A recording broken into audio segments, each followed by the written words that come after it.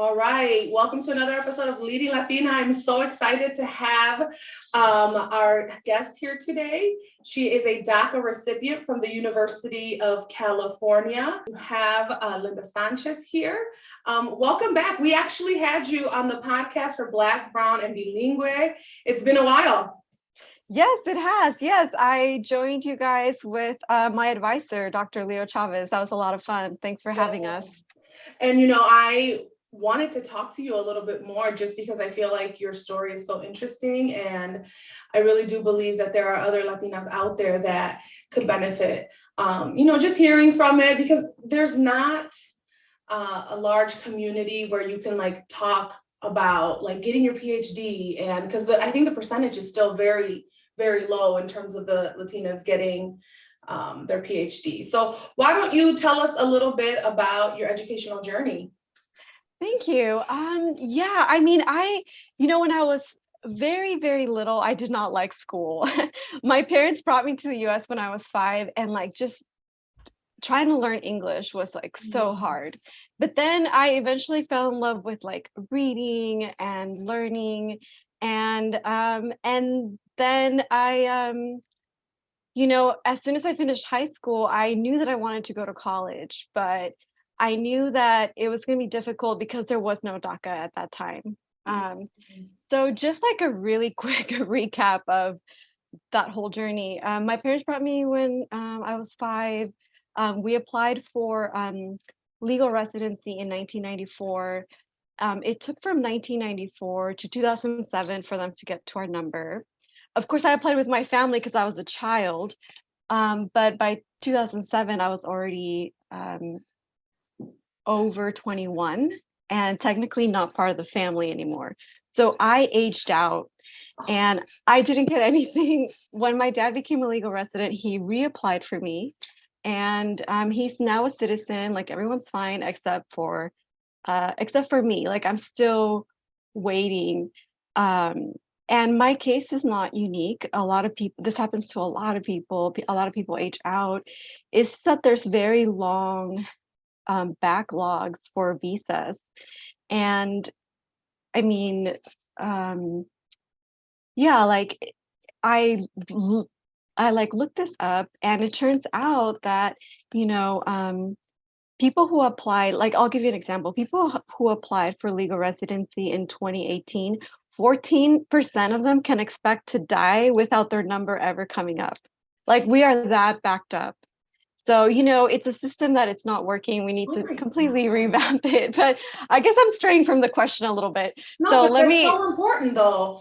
Because people always talk about, well, just do it the right way, or just wait your turn in line. It could literally be years and years and years. Decades, right? And I think this is not an accident.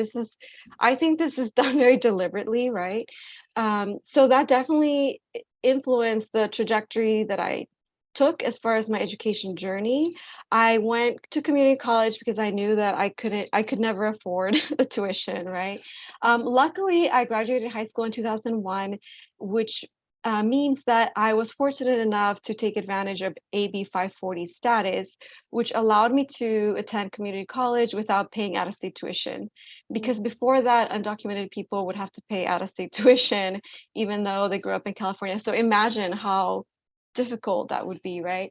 So that's what I did. And then I just, worked a lot and went to school because I couldn't get student loans or scholarships. Most scholarships and any kind of financial aid at that time was for legal residents or citizens. So I did that. I had to take semesters off because sometimes I couldn't afford tuition. So I think it took me longer than most people, but you know what? That's okay. It's not a race. And then right when I was finishing my master's, I thought, you know what? I'm going to have a master's degree, and what am I going to do with it? I'm not even going to be able to work legally, right? And then right when I was finishing it up is when DACA went through. So I was like, oh my goodness, wow. So that allowed me to work legally. I taught community college for a few years. And then I thought, I've always wanted to do a PhD, so why not? And then, thanks to DACA, I was able to get funding for my PhD program. And and honestly, like, I'm really enjoying it. I mean, it's definitely difficult. Like, people ask me, like, oh, is doing a PhD hard? Like, a lot of undergrads ask me that. And I'm like, yes, it is hard. But for me, because like my earlier years in school were so difficult that, like, for me, this is really easy. Oh, It's like, wow. or it's a lot easier. Like, oh, wow, like I don't have to stress about health insurance. Like, I know that I'm going to get paid next month, right? Like, yeah, I don't get paid a lot. I'm a grad student, but it's more than before. So to me, it's been really great. It's been a great journey. Wow. Okay. So you just touched upon so many things, right? It's funny because a lot of my colleagues and friends who have gone either PhD or EDD route as educators, many of them share that going through it was like PTSD now, like they're traumatized. But look at what a wonderful perspective you bring, that in comparison to everything that you had to go through, I'm sure this is like what you've dreamed of and this is what you wanted. So it's interesting that you have that perspective. Now, in terms of, you said something earlier about that number and that percentage being very deliberate. Can you expand on that a little bit? Because, I remember, and I don't want to quote statistics that, aren't accurate, but there is a limited number of visas that are given out. And depending on your country of origin, they will get approved or not. And some countries get more number approved, if I'm not wrong, or something like that. But yeah, it's very deliberate. And it seems like Latin American countries in particular don't get a lot of like openings. Right. Yeah. Well, so in 1991, they established quotas based on countries.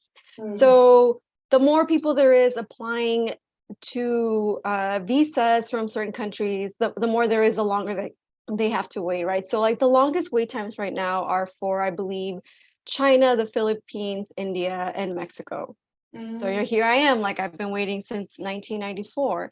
And yeah, I call it deliberate. So because my research looks at individuals that could not apply to DACA for whatever reason, right? Maybe they qualified, but they didn't have enough money, or they grew up in the US and they should have qualified, but DACA had a lot of requirements, like age restrictions. Like, I'm on the very old end of DACA. I think had I been like 1 or 2 years older, I would have not qualified.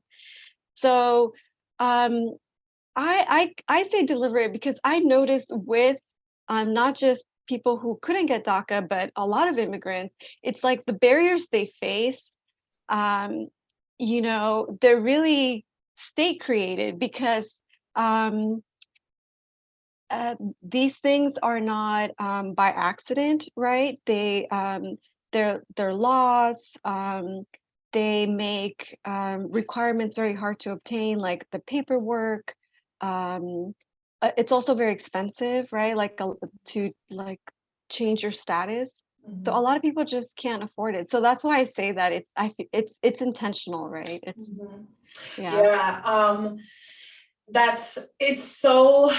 It's one of my frustrations, right? Because I know some of the challenges that I had to go through, moving through the education system here, but I'm a U.S. citizen and I can't even imagine like the additional hurdles. But I also have family, like my cousins, who, to be honest, some of them I didn't even know were undocumented, but they were brought here as children, and it took like 30 years to get their legal residency.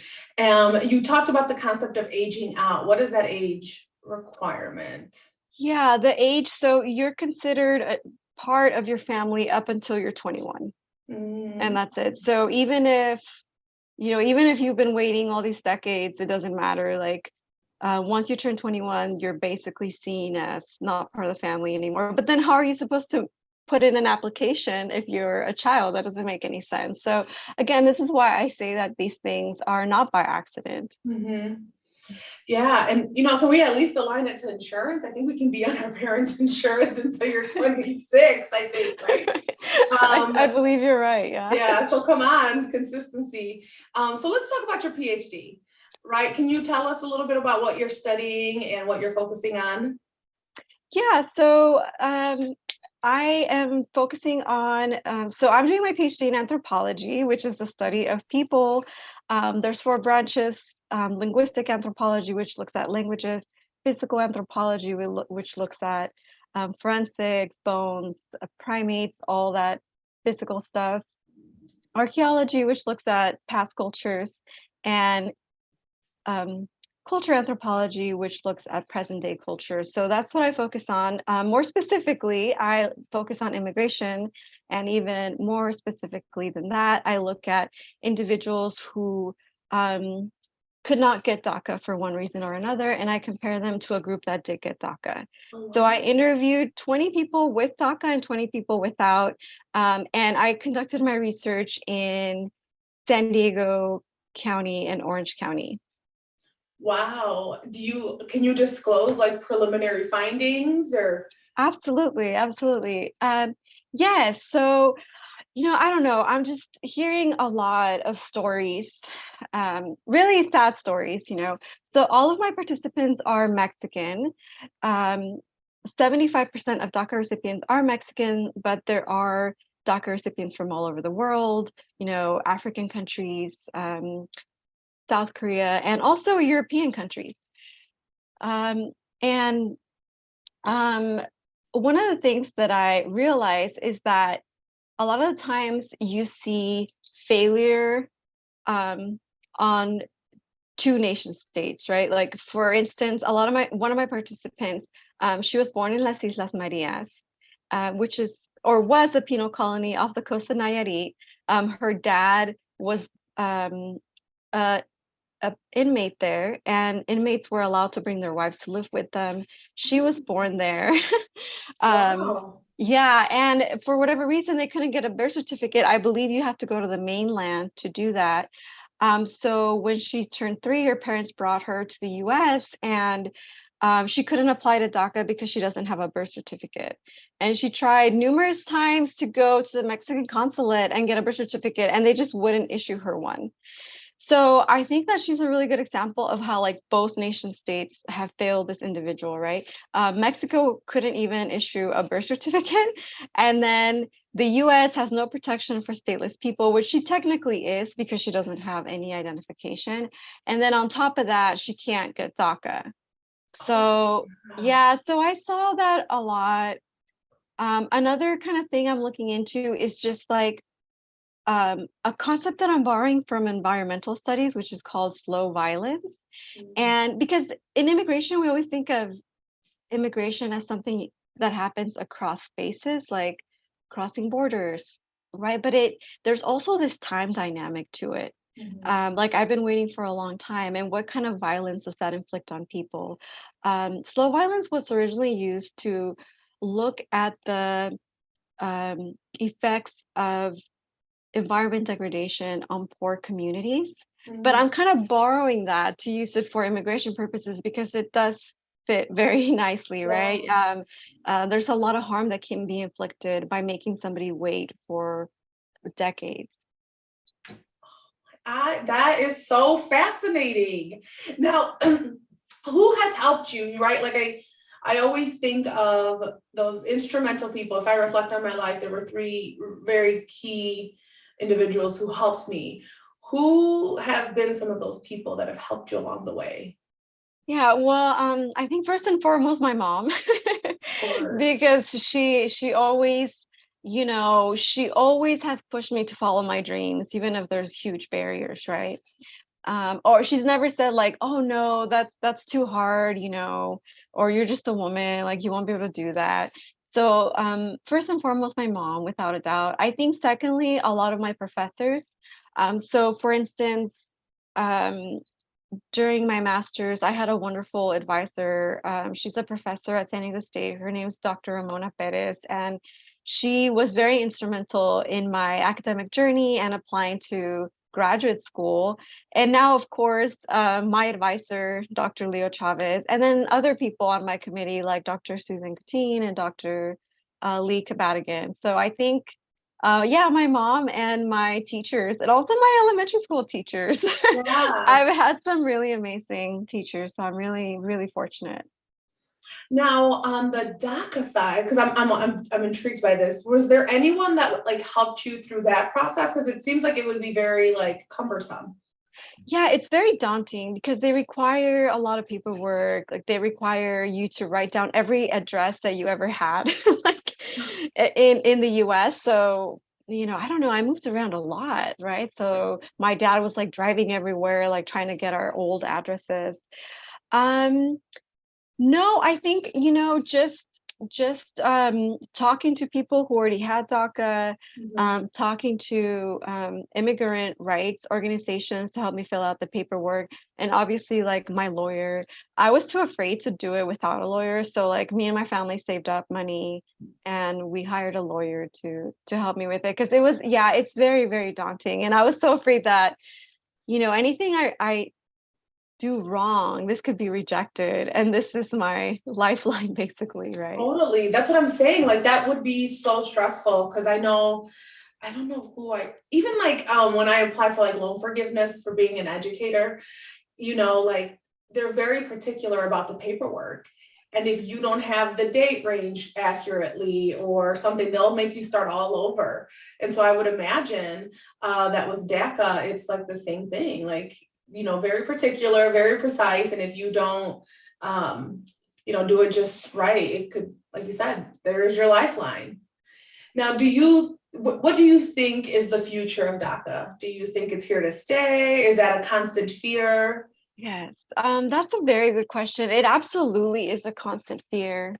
As you know, Trump, former President Trump rescinded DACA in September of 2017.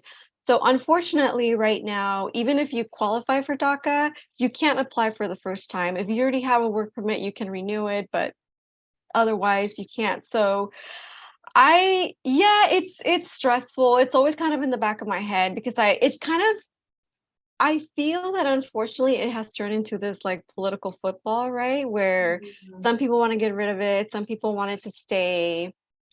So yeah, it's scary. It's scary not knowing if it's going to stay. I mean, it's already been around for 12 years, and unfortunately, DACA does not offer any pathway to citizenship, right? So it's kind of this limbo status, if you will. And that's yeah, it kind of leaves you in this very vulnerable position. Any kind of little mistake you make, you can get it revoked because you have to renew it every 2 years. And So is yeah. that a tedious process, or is it better than the original? It's better than the original, but it's still the same price. It's about $500 to apply or to renew it, plus lawyer fees, which depending on where you go can range anywhere from like $300 to $500.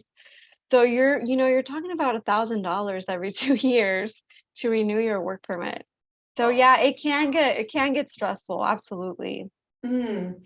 What do you think is the biggest misconception about DACA recipients?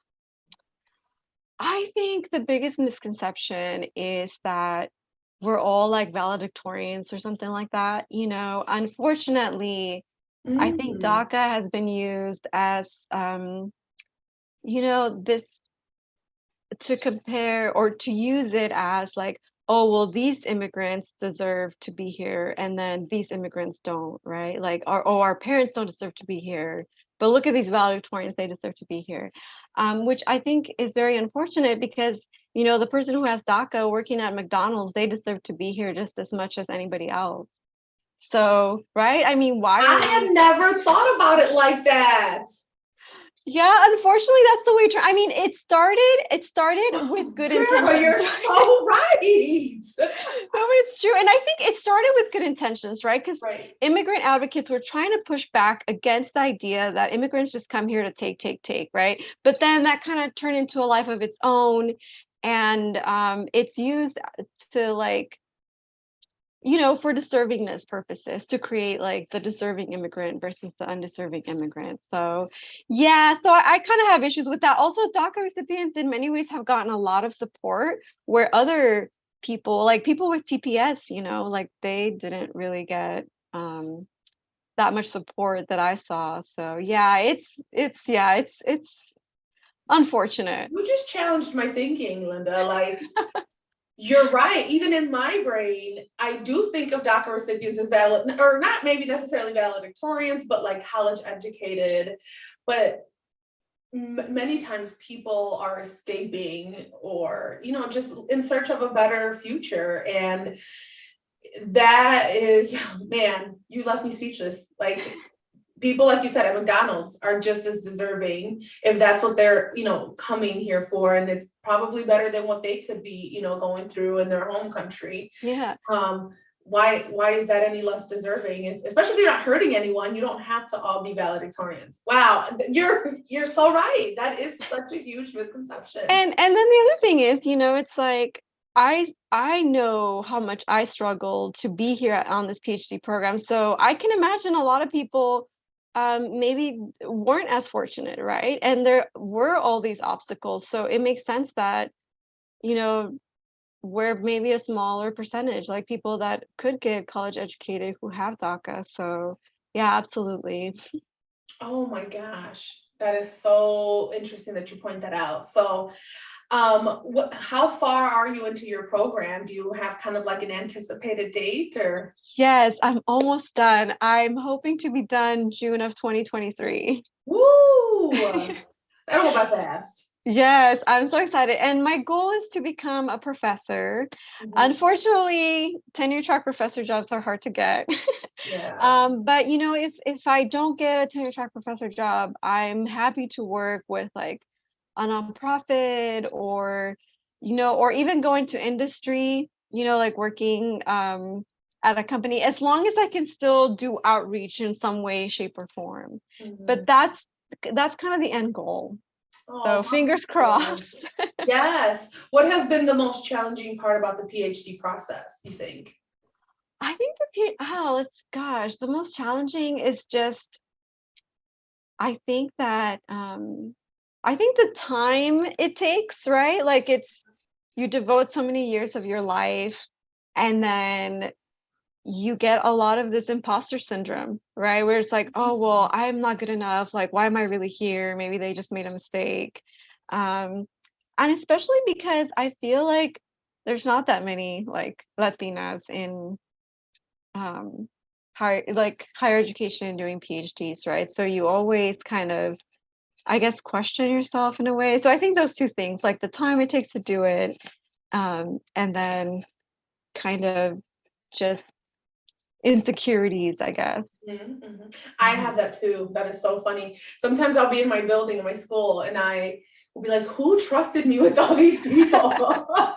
Like, just me, little old me, who trusted me with all these kids and all these adults? And it's a lot to oversee a school building. So yeah, it's so tough because at the same time we're raised as Mexicanas, I think, to be very humble, right? Yes, And absolutely. So you always have to work against that yes, mentality.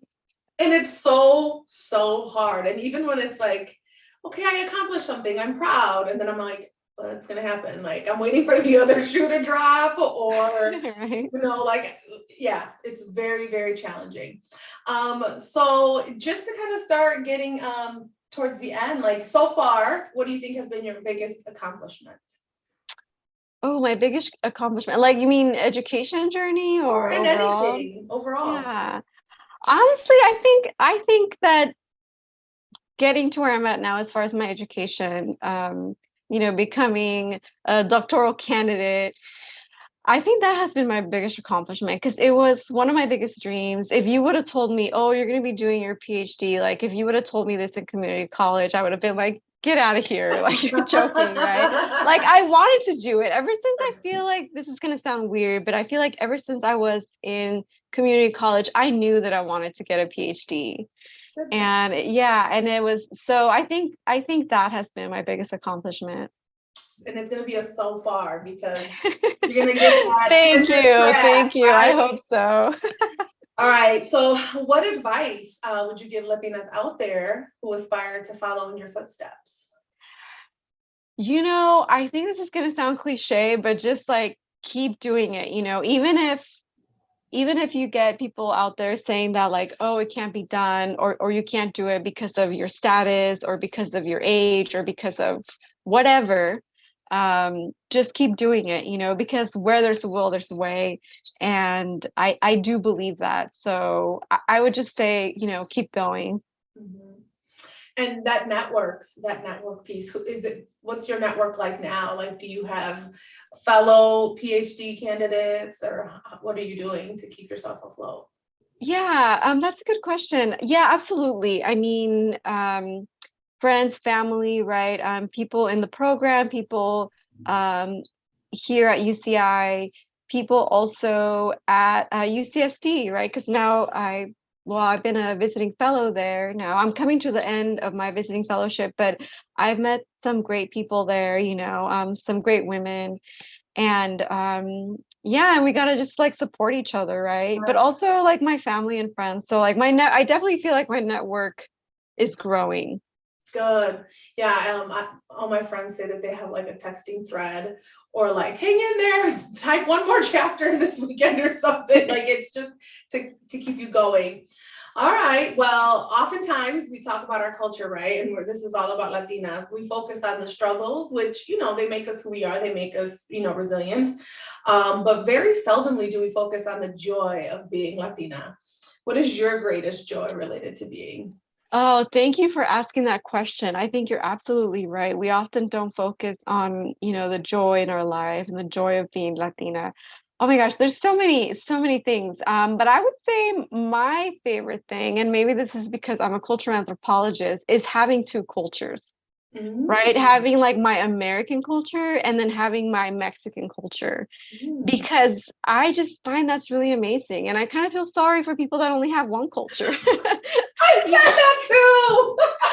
It's so true, because it's like I can go from, dancing cumbias and speaking Spanish to like, whatever, hanging out in academia and hanging out with friends in Newport Beach or wherever, Yeah. And I think that's great. And I speak fluent Spanish. And I think that just like knowing another language is so beautiful, because it's almost like a different way of thinking, right? A different way of like looking at the world. Absolutely. So I think that's my favorite thing, just being able to have two cultures. That is so good. I always talk about, like, because I love to laugh. I love jokes. I love memes. I'm such a millennial. And I always joke that I get to laugh at twice the amount of memes because I can read them in Spanish and I can That's so true. English. Yeah. Like, I get to laugh at more things. And I also think that when you do have more than one culture that you identify with, you're able, like, I feel like my ability to connect with people, even like not American or like white American, I feel like I can connect to those people more easily as well, because it's that othering, I guess, or we're somehow different, and yet that brings us together, right? And I'm able to kind of shift perspectives more easily than some of my like white colleagues or counterparts. No, it's very true. I think it's so true. I mean, I haven't really had the chance to travel because of my status, but I think that I find it very easy to relate to other cultures, right? And I think it's partly because I do have two cultures, right? And I do speak two languages. And I think you're absolutely right about that. It does kind of connect you to other people. I guess it just makes you a more well-rounded person. Yes, I agree. And yes, I love it. So thank you so much for taking some time to chat with me today. Any final thoughts? No, not really. I just want to say thank you so much for having me. I really, really appreciate it. It's always lovely to chat with you. So thank you so much. And I hope to get you back on once you're Dr. Sanchez or Doctora Sanchez. Doctor. Well, I would love to come back. So okay. Yes. Hang in there. All right. I'm so proud of you. Thank you. Thank you so much. Thank you. All right. We'll be in touch. Sounds good. Bye-bye. Right, bye-bye.